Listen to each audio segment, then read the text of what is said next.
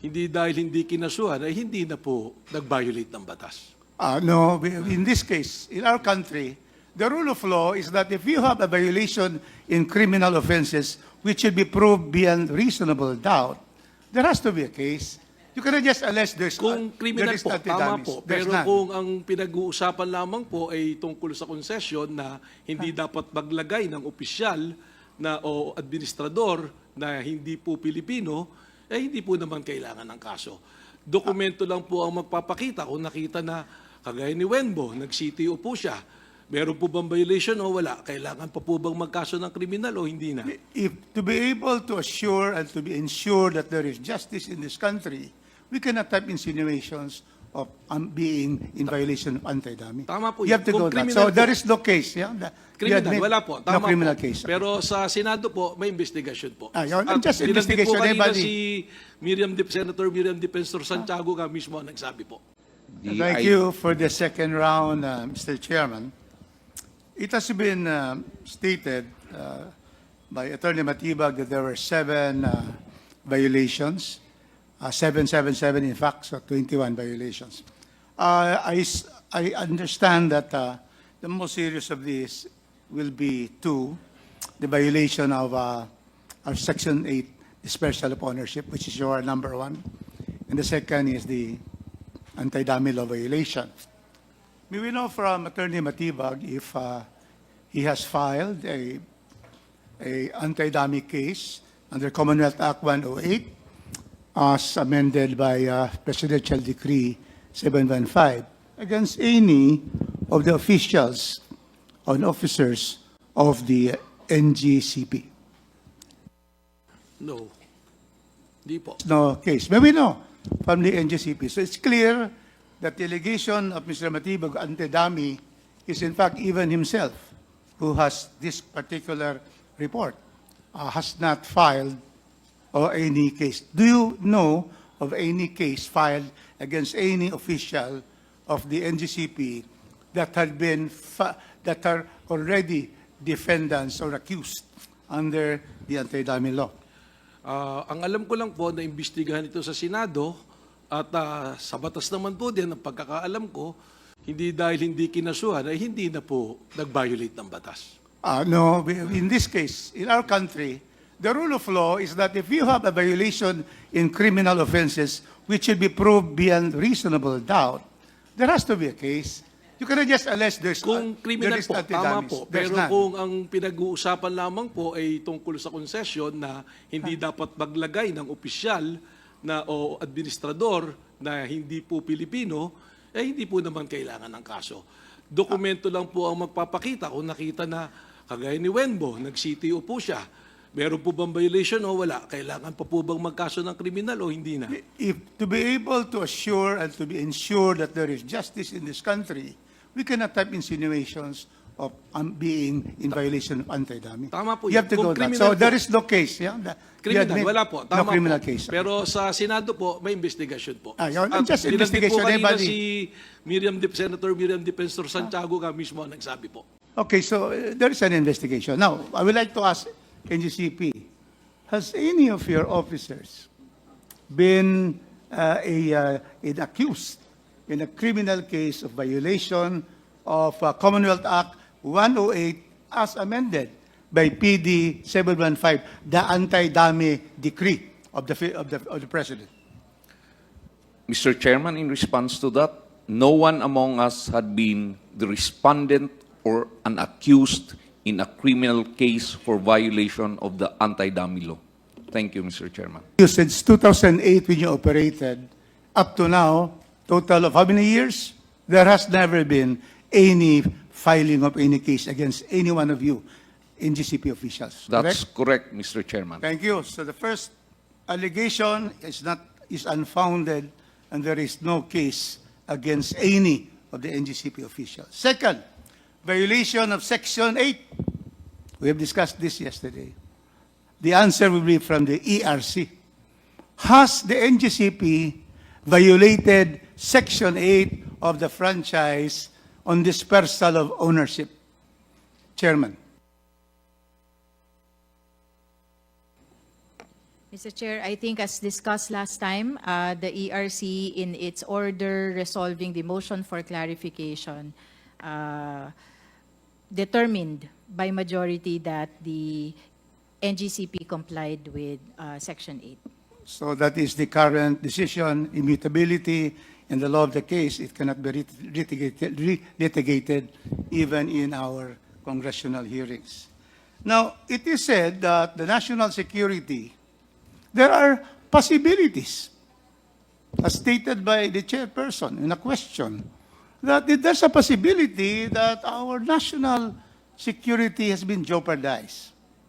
And in the realm of possibilities, everything is possible. But in investigations like this, we have to have substantial evidence that there is really a violation. And so far as we have seen here, Mr. Chairman, there has been no clear evidence, clear decisions that there is a violation. And that is why we see here, Mr. Chairman, the commitment of the officers. I have yet to see clear violations, probably coming from the agency which has the primary responsibility for intelligence in this country, the NICA, of any adversarial action against the national security of our country. The answer of the NGCP is that, in fact, the NICA has officers in their premises. The armed forces, too, are open there. So I have yet to see any report from our intelligence community that the NGCP has been jeopardized in case of really assuring Philippine full control of our electric assets. And so therefore, there is really no evidence that our national security has been jeopardized as of this time. And we await, because there will be more hearings, and we await if there are really this particular evidence that may come out. On the matter of violation of the Constitution of the chairman, it's clear that the chairman can be a foreigner. Not any foreigner can be a chairman to preside. And then technical officers, it is technical, and that's why it can never be executive or managerial, because it's technical. So these are the things. And then another issue is regulatory effectivity. In spite the fact that there may be some questions on the ERC, the law does not vest on the DOE to regulate. No. We follow the law in this regime of the rule of law. By law, the ERC is the regulatory agency with all the powers in its command under the law that should be able to effectively regulate. And so the question of allegedly, there were no audits, there were no systems analysis and systems investigation. There were failures in 2016, 17, 18. Well, if the ERC has just that resolved, it should have been done already. So, Mr. Chairman, in all of these issues, Mr. Chairman, there is absolutely no evidence that there is a violation whatsoever of the NGCP against the Constitution, the highest law of the land. Number two, against any statute, anti-dummy law, against their own franchise, nor the concession agreement. So I have been here. I was here the previous hearing up to the time that we ended at about 9 o'clock. Now it's 9:36, and so we stand here to make sure that the truth will come out and it will be based on evidence. And that is why, Mr. Chairman, I am saying that so far, as I have heard, and with all the testimonies and the evidences that have been submitted here, there is no evidence that there is any violation of the NGCP, and there's also no evidence that the common good has been prejudiced under Article 12 of the Constitution. And so therefore, that is my my evaluation of this. Others may not agree, but I am basing it on the Constitution, on the statutes, on the franchise, and the concession agreement. Thank you, Mr. Chairman. Thank you very much, Honorable Rufus Rodriguez. The Honorable Dan Fernandez. Okay, maraming mong thank you so much. Attorney Sagayo, tanungin lang po kayo. Ano? Kailan po yung statutory deadline nung pong requirement ng Section 8? Kailan po ang deadline nung pong para kayo mag-IPO? Kasi 10 years from the start of our operations, Mr. Chairman, January of 2009, so that should be January of 2019. Yes, exactly. So, January 15, 2009 to January 14, 2019. Is that correct? That's correct, Mr. Okay. Chairman. At at ang share swap na binabanggit po ninyong other form of methodology granting without admitting that it is provided by Section 8. Kailan niyo po na-mention doon sa inyong application sa ERC? The share swap agreement, as far as I can recall, we had been mentioning that in our pleadings. We filed the extension in Wait po, attorney. Okay. Para po maging klaro. 2 months prior to the statutory deadline on January 14, 2019. 2019. February 2018, No, sir. November 18 po, November 2018 nag-file po kayo 2 months before Extension. the statutory deadline Yeah. for extension of Yes, listing correct of po. the share of stocks Extension, of yes. NGCP. Klaro po tayo doon. Correct. Opo. Di po ba? At ang hiningi po nyo ay extension, Opo. di ba, ng listing, di ba? Opo. At nagdesisyon po ang ERC, sabi po nila nung March 3, okay, 2020, 2020. na sinasabi po nila, denied yung petition nyo. At nag-motion for reconsideration po kayo, at dinenied din po nila. Opo. And on July 2, 2021, nag-file po kayo ng motion for clarification. That's correct. Opo. At doon po, sinasabi po ninyo, gusto nyo i-clarify yung decision. Opo. And then, nag-add po kayo, altering the decision, na sinasabi nyo, pwede po ba kami mag-share swap? Di ba? Backdoor listing. Opo. Yes. Oh, Oo. yeah. Pwede po ba kami mag-share swap? Sinabanggit po nyo noong July 2, 2021. That's correct. Opo. And that was, tapos na po yung deadline na required ng ating pong franchise law na sinasabi po sa Section 8 na sa loob po ng 10 taon, dapat mag-IPO na po kayo, mag-public offering na po kayo. So ngayon, ang tanong ko po sa inyo, since July 2, 2021 po kayo, nag-propose ng methodology na share swap. So, do you still consider that you are within the 10-year requirement of Section 8 of Republic Act 9511? That's our position po, Mr. Chairman. And Because- tinatanong ko po, sir, Opo. dahil ang sinasabi po ng batas, 10 taon, January 15, 2009 to January 14, 2019. Doon po kayo mag-IPO. Dapat mag-IPO po o mag-public offering po kayo doon or considering without admitting na pwede ang share swap. Binanggit nyo lamang po ang share swap July 2, 2021. Ang binanggit po ninyo noong 2018 hanggang magdesisyon po ang ERC is all about extension. None ang share swap. Now, ang tanong ko po, did you comply with Section 8 of Republic Act 9511? Definitely, Mr. Chairman. That's Paano our po kayo position. nakapag-comply hindi nyo naman binabanggit ang share swap prior to the deadline? Mr. Chairman, Yun po, klaro lang po, Attorney Sagaya. Pareho naman po tayong nagbabasa ng ating Opo, pong mga decision.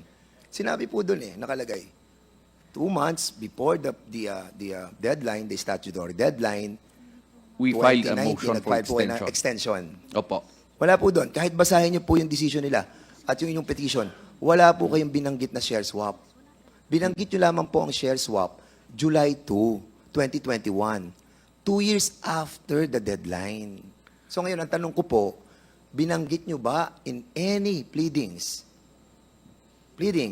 mula nung nag-file kayo, nung November 2018, hanggang madinay po yung motion for reconsideration nyo, hanggang nag-file kayo ng motion for clarification, binanggit nyo po ba prior to July 2, 2021, ang share swap? Mr. 2 points po, Mr. Chairman. Ano po? We were in the decision April of 2020. We were effectively granted the extension. 6 months nga lang po. Secondly, Mr. Chairman, I'm trying to recall all the pleadings that we had filed, and I'm very sure, ad cautelam, I will submit the necessary pleading, Mr. Chairman. But that, Mr. Chairman? I think even prior to that motion for clarification, July of 2021, we mentioned backdoor listing because we believe that whether we mention it or not, the law provides for that alternative. You mentioned the backdoor listing of the share swap, 2009, and you abandoned it. According to the report that you have submitted to the ERC, you submitted the report of ABS-CBN that you have abandoned the share swap. I don't know if you were still there nung inabandon po yan ng NGCP. Nirevive nyo lang po yan, July 2, 2021, after the statutory deadline. Di ba? So, Mr. Attorney Sagayo, I read everything mula November 2018 up to July 2, 2021. Wala kayong minention na share swap. Kasi nga, ang very title of the petition was extension of the listing of the share of stocks of NGCP. Humingi kayo ng extension. Wala naman po kayo sinabi ng share swap And even sa motion for reconsideration nyo, that was denied. Never na-mention po ang share swap. July 2 lang, 2021. Now, ang tanong, since hindi kayo pumasok doon sa period na 10-year, 10 taon, binabanggit, have you violated Section 8, Republic Act 9511? Because you only mentioned share swap July 2, 2021. Mr. Chairman, I really believe that we did not violate the provisions of our franchise. The share swap agreement is clearly provided for under the law. When we filed a motion for extension, that's correct. We mentioned IPO. But during the pandemic, and at the time, we were already granted an extension by the Attorney, ERC. I Yes. agree naman sa inyo na provided po yung other mode of offering. Totoo Yeah. naman po yun. Pwede naman po talaga Ang tinatanong ko lamang po ba sa inyo, kung final nyo within the requirement of 10-year period. Kasi kahit saan ko pagbaliktad din yung mga dokumento na final nyo, petition ninyo, decision nila sa ERC, and the motion for reconsideration ninyo that was denied as well, wala po. Wala ako nakakita. Now, Mr. Attorney, if you can present to me, kahit sa pagbabalik po ninyo, that you have mentioned share swap within that period, then I will agree with you. You did not violate Section 8 of Republic Act 9511. Do you have documents to prove that you have mentioned the share swap from 2019 up to July 2, 2021? Mr. Chairman, we will submit. We'll check our records and we will submit. But be that as it may, as I've been saying, while there is a 10-year period, the law is also clear that this can be extended by the ERC. And indeed, ERC gave us an additional period within which to comply as to which option or as to which No, route that's should wrong. we choose. That's wrong, attorney. Ang binigay po sa inyong extension is listing of share of stocks of NGCP. Extension para mag-list na po kayo para po sa initial public offering. Yes. At I'm nung dinayay sorry. po, nag-motion for reconsideration kayo. Doon sa petition nyo na for extension uli. Hindi naman binanggit ang share swap doon Anyway, Mr. Chairman, medyo alam kong hindi naman po kayo talaga what you call this, agree dito. But, of course, kung makakapag-present po kayo ng ano, I will be challenging you. Bigyan niyo po ako ng dokumento na 2 months prior to the statutory deadline, nakapag-comply po kayo doon sa share swap na sinasabi po ninyo. That you are mentioning, that were mentioned in the petition that you filed for extension. Never, wala po ako nakita attorney. Pero kung may mapapakita po kayo sa akin, next week, tatayuan ko po yan. And I will agree with you that you did not violate Section 8 of Republic Act 9511. At saka, if I Maliwanag may... po tayo. Hindi, Okay. attorney, okay na po yun. Okay. Para kasi mahahaba po tayo, ang dami ko papunta nung...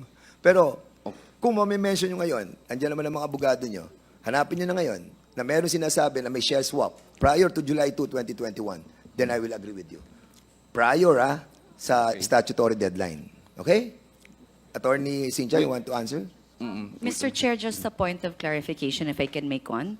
The share swap is not the share dispersal contemplated in our franchise. The share swap was a step preparatory to our share dispersal under Section 8, Option 2. I know. So, Mr. Sabi Chair, ko nga kanina, granting without admitting na okay yon. Ang tinatanong ko, na-file nyo ba within the period Mr. Ch- that is allowable under Section 8? Wala naman kayong binanggit na share swap. Mr. Chair, I suppose what we're trying to say is that the reason the share swap was never mentioned in any of those pleadings was that it wasn't a requirement under the concession agreement. It was a step preparatory to the share dispersal. So all the steps preparatory to, as long as they deemed us compliant with the Section 8, that need not be alleged in any of the pleadings. At Attorney any rate, Cynthia, ang order po sa inyo is to pursue, start the compliance with the listing of the initial public offering within 6 months. Yun ang order sa inyo eh. yes, Di ba? Mr. Chair. Kasi yun ang petition nyo. That's the reason why when you file that petition, yun ang sinasagot ng ERC sa inyo. Ang sinasagot ng ERC sa inyo, hindi pwede kayo mag-extend. Mag-comply na kayo. Pero, nag-motion for reconsideration kayo, denied uli kayo. And Yeah. then you filed the motion for clarification on July 2, 2021. Then, dun yung minention ang share swap. Mr. Chairman, that's why we really filed, Mr. Chairman, the motion for clarification because we believe ERC has no power to limit our options because the law clearly provides for 2 options. But In Attorney- the order, if I may, Sige, go ahead. Yeah, if I may, Mr. Chairman. Thank you, Mr. Chairman. The ERC seemed to have limited our option to IPO in the NGCP level. That is why we pointed out in our motion for clarification. The ERC, with all due respect, cannot legislate because the law itself provides for 2 options. That's why we filed that motion for clarification. So we Attorney- believe, thank you. Yeah. They did not limit it because your petition is for extension. They just replied in your petition. And the title of your petition is extension.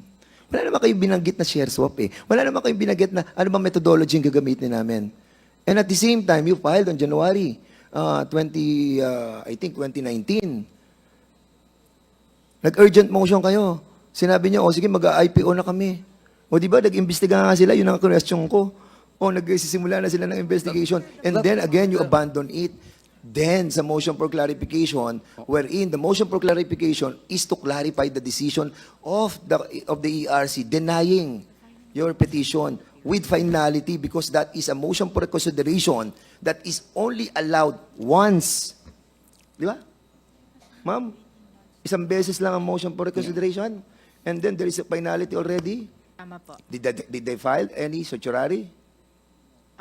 To the higher the- to courts, the- ano, none, yes. Mr. Chair. And because you did not file any certiorari, when you received the decision 15 days after, the decision became immutable.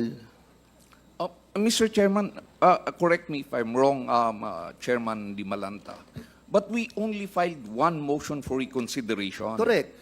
When it was denied, we received the order, our motion for reconsideration was denied. We received the order denying it May of 2021, and we were given 6 months, and we complied. Immediately we complied, count 6 months from our receipt of the decision in May of 2021, the 6-month